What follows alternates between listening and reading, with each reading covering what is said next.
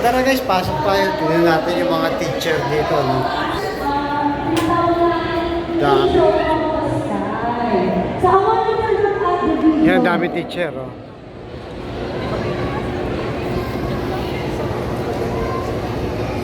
Ito ate pamimigay na mga laptop.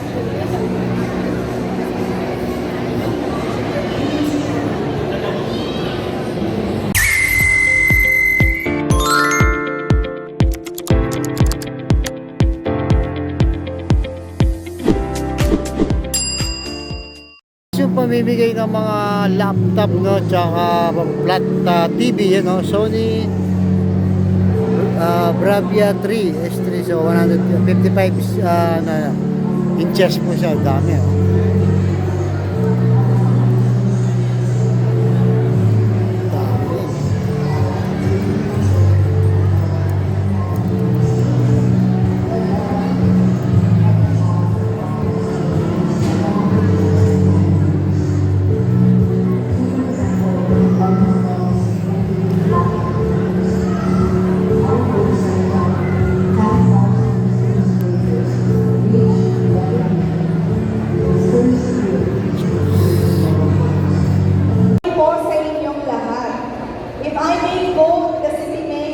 Morning, he said, today is day 0. Isang panimula po para sa pagbabago ng lungsod. Sa pamamagitan ang mga buttercup dancers ng Isabela de las Reyes Elementary School at sa Kakok.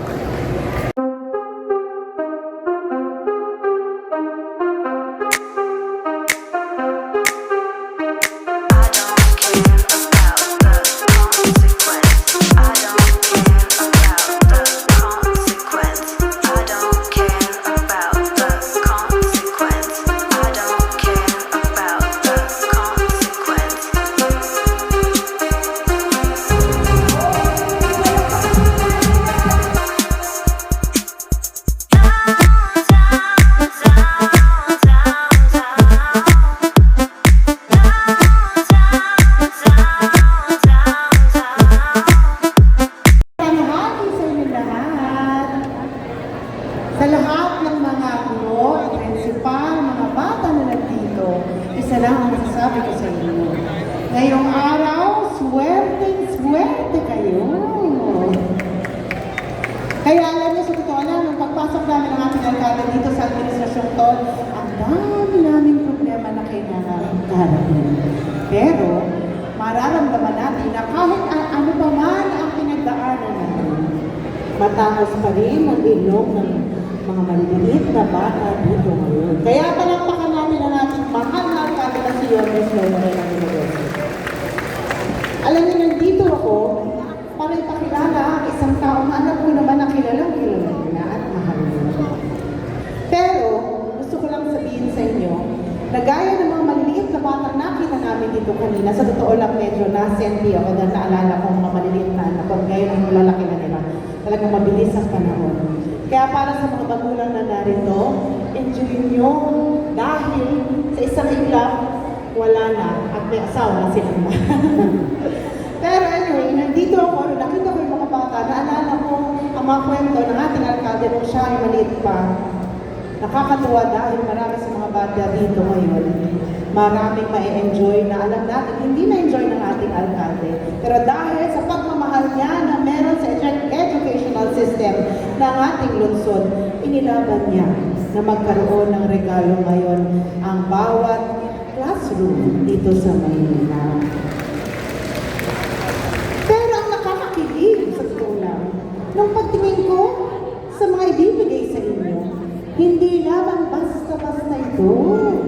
Dahil nakita ko, ang telebisyon na ibibigay sa inyo ay may tatakpang maganda.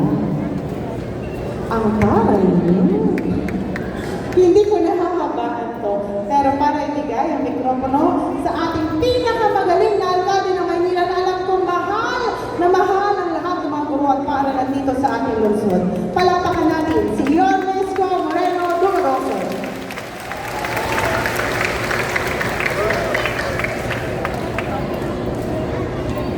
Good morning! Mga bata, hi! Hello! Magandang umaga sa inyo at sa ating mga punong guro, mga guro, at sa ating superintendent, sa SDO family, at mga magulang na naparito. Nalungkot naman ako to sa kwento ni superintendent. Lalabing-pito lang ang NCR, pang-labing-anim tayo. Muntik ako mahulog sa bangko. Kasi konti na lang. Pero at least we have improved. 16 to 14. More so will bring back that prestige to every public students in the city of Manila pagdating ng araw. Katulad, kung maalala ninyo, mga 4 at 5 taon na nakalilipas nung ako'y inyong inalal bilang mayor ng first term ko. Ang Maynila, ang numero 1, number 1, compliant sa direktiba ng Secretary of Education to convert from face-to-face to online learning, giving tools to our students and our teachers. In fact, tayo sa Maynila ang naging modelo ng buong bansa. Even the Secretary herself told everyone kung ano ginawa na may laptop ang teacher sa Maynila at mayroong tablet ang estudyante gawin sa buong bansa. Nakakalungkot, sasabihin ako na wala, nahulog na naman tayo sa dulo ng walang hanggan. But, let's move on with our lives. And at least, there is so much to improve. Noong ako'y muli ninyo pinalik, ni halos isang linggo pa lang, nagkandang kaagad ako ng school board meeting. At ikinuwento sa akin ng SDO ni Superintendent Lumeda, hindi ng MPSDA, wala namang kinalaman sa buhay natin yung panggulo lang yun. Kinuwento ni Ma'am Lumeda yung backlog sa ating tools and equipment sa loob ng classroom, partikular ang kinder at grade 1. Napakalaki ng backlog. Nung dinatnan ko, tuyo yung balon. Tuyo, literal. May El Nino. But, modesty aside, your school board, that day alone, ang ginawa ko, lahat ng mga unnecessary expenses, yung mga palamuti na ang mabubusog lang naman ay mata ng sino man makakakita. Lahat yun, isinagtabi ko. Winalo, kinuha lahat yung mga unnecessary expenses, and we converted into 143 million to equip our teachers and our classroom today that we are using. So this is just a simple fiscal management. Sabihin, if you know your priority, if you know what is important despite all limited resources, one way or another, baka sa susunod, lahat naman ng grade 1 na. Kaya, muli, sa inyo, ito, pagpupursige ng inyong pamahalang lungsod. Ulit-ulitin ko pasensya na kayo. Kanina pa mainit ang ulo ko dyan sa FPSTA na yan. I'm sorry, they have nothing to do with you. Huwag kayong maniniwalang ipinaglalaban nila yung karapatan ng mga guro. Hindi totoo yun. Ginagamit lang nila yung organisasyon na yun for some purposes, but not for your sake. That's the truth of the matter. They cannot even come up with a vote in the FPSTA. It is your city government. It is your SDO. Kaya tigil-tigilan natin yan. Pero yung mga bata, tuturuan natin mag-rebellion. Mga teacher tayo. Kaya ako nagpapanting-anting ako sa mga yan. Sa totoo lamang. Bata pa lang, tinuturuan na natin kagad. Dahil tayo nakikita, mag-alsa. Mag-alsa. Ano yung alsa natin? Ang umaalsa lang, tangin. Totoo po, mahirap ang buhay. Ang gulo-gulo na ng ating bansa. Ang gulo-gulo. With all honesty, hindi ba kayo naguguluhan? Hindi ba kayo naiingayan? Para bang there's too many noise. Everyone wanted to talk. Nobody wanted to listen. To listen sa pangangailangan ng paaralan, ng pangkalusugan, at pangangailangan makapaghanap buhay ng tao. Yun dapat ang ginagawa ng gobyerno. Kaya po, mga teacher ko, kanina nag-announce na ako.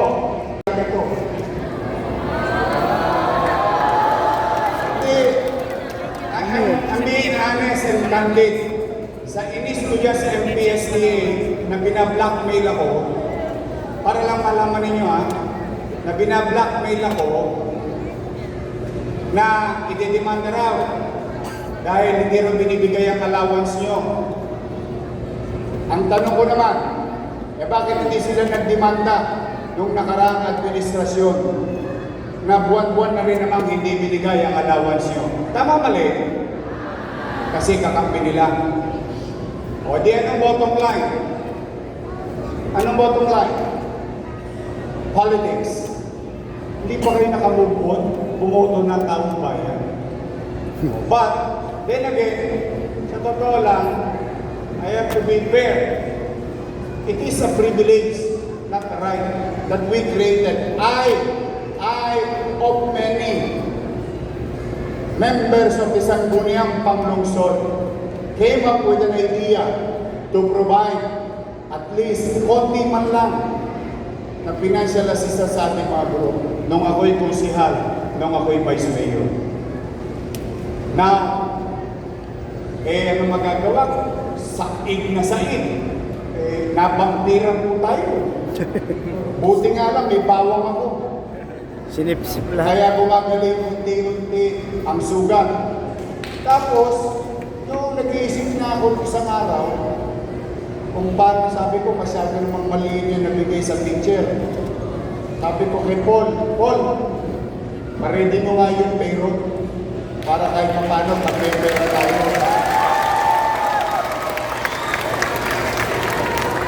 I swear to God, this is what transpired.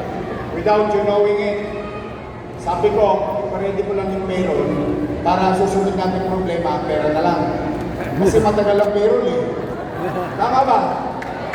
100 plus school, pinirmahan mo. 100 plus. Para pag may champion nyanyang ka na lang. Bota-bota na lang. Ipaglaban natin, huli natin 110 million pesos. Ididimanda natin sila pag hindi nila binigay para sa teacher. Wow! Bida-bida. Totoo. Marami talagang mga makakaliwang yung pag-iisip. Pagbigayan na, pupunta sa gitna. Dahil sa amin, kaya nyo nakuha yan. Hindi po totoo yun. Dahil po sa gobyerno, kaya nyo na nakuha. At ipinagkatiwala ng taxpayer ng lungsod ng Maynila. Yun yung katotohanan. Hindi dahil sa kanila. Kaya kayo, alam niyo, malaya kayo mga pagsasabi ng inyong hiniling, ang inyong mga saloobin. Lahat tayong galit. Huwag Huwag kayong mag-alala. There is no monopoly of our anger of one organization alone with the situation. Galit tayo. Gusto natin mapapanagot silang lang. Pero ito sila nakapagawa 22 classroom, 3 taon. Sa Maynila, libo-libong classroom, 2 taon nagawa. So the point is, instead, nasa toxic tayong lugar, let's get out of that. Harapin natin yung problema natin ngayon. Huwag natin ikipit balikat. Atangin natin, pahabain natin ang kamay natin, hanggang kaya natin yakapin. Basta umasa kayo.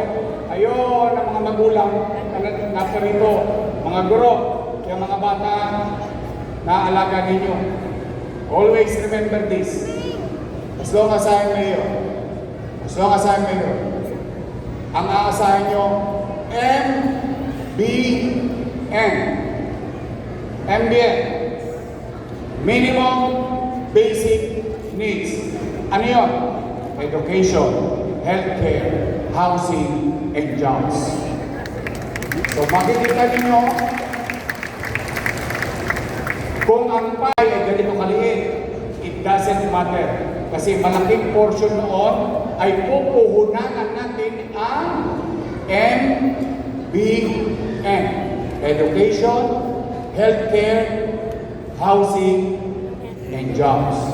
Minimum basic needs. Pagpapataas ng antas ng katayuan ng iyong mamamayan. Yung nakikita niyo mga pala-palamuti, ano lang yan? Pechi. Pampasarap. Ang tunay na rekado, doon tayo mamumuhunan. Katulad ng seremonya natin ngayong araw na ito. And more to come. We will. I, your mayor, commit to you. I will commit my time, effort, experience, and knowledge in managing our little resources that will make sure na may tinatamaan at yung tinatamaan ay pinakikinabangan ng matagalan. Now, to cut the long story short, mamaya, na-check nyo na ba yung ATM nyo?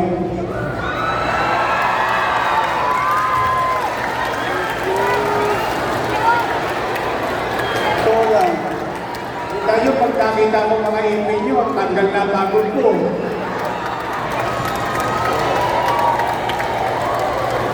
Okay, magkakalaman na. Dati naka-1 buwan lang ako. O ngayon, 2 buwan ang makukuha nyo. Kunti lang yun. Pero sigurado ako, hindi ko masusuklian yung hirap, pagod at pagtsatsaga ninyo para gabayan ang mga batang Maynila. This is just a token of appreciation of your city government and giving added value to each and every teacher, educational institution. We prioritize this segment in public service. Kaya po mga nanay, mga tatay, pumanatag kayo, tsagayin ninyo ang inyong mga anak. Malay ninyo, may mag-mayor din dyan. Oy, bakit? Yung nangyari sa akin eh. Pwede rin mangyari sa kanila. Ako, full-blooded product of public education system. Daycare, ang tawag namin Tulungan Center. Doon ako graduate. Rosario, meron bang taga-Almario rito? Rosario Almario Elementary School. Ayan. High school naman, Tondo High School.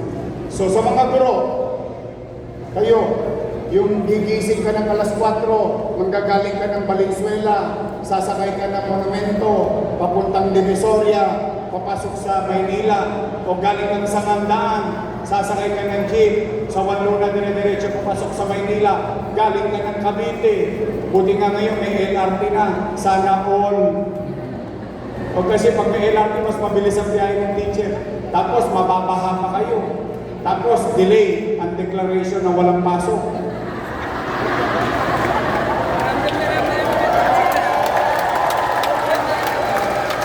Kaya pag umawag nyo, Diyos ko, hindi nyo ako pinapatulog. Nagpakwenta ako ng patak eh.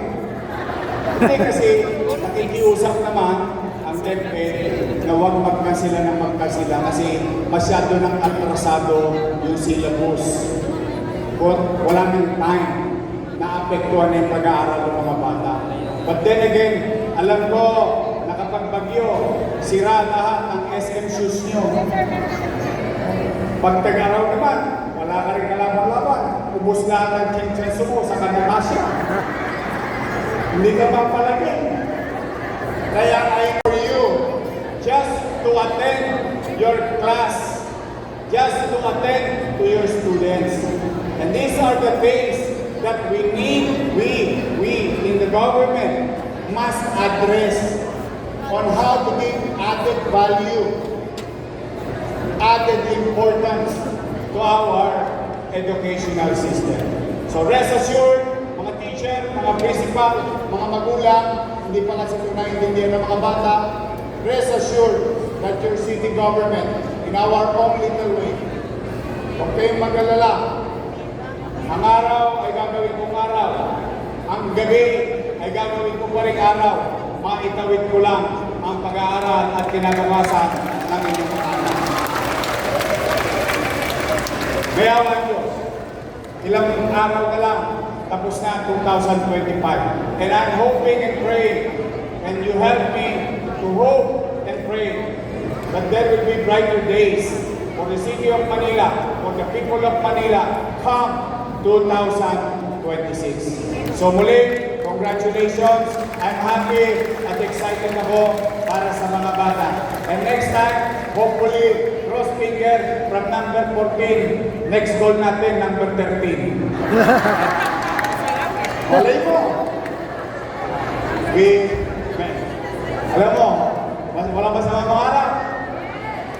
But take pride to each and every one. We were once number one. We were once the model. We were once the North Star. During those times, and those times are challenging times. We did it before. We can do it again. Because together, we can make Manila great again. Magandang araw. Magpalain nawa kayo na ang buong may kapal. Manila! God first. Thank you. I love you. Over of our laptops and TVs.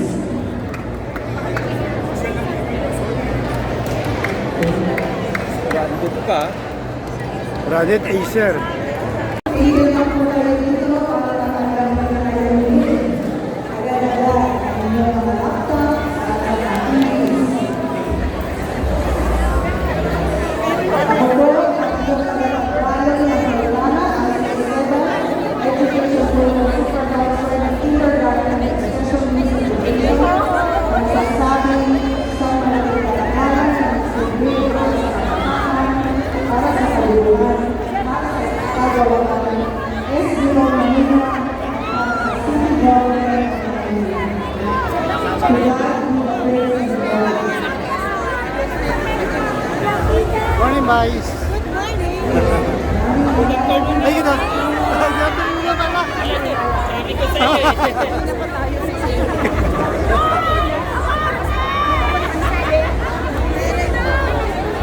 Ay, sa office ka muna mga liyan. Sa office ka.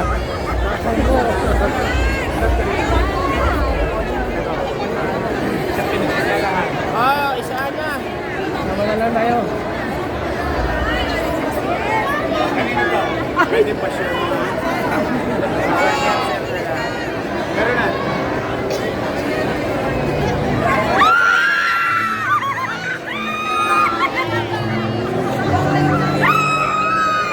Oh, tabi-tabi!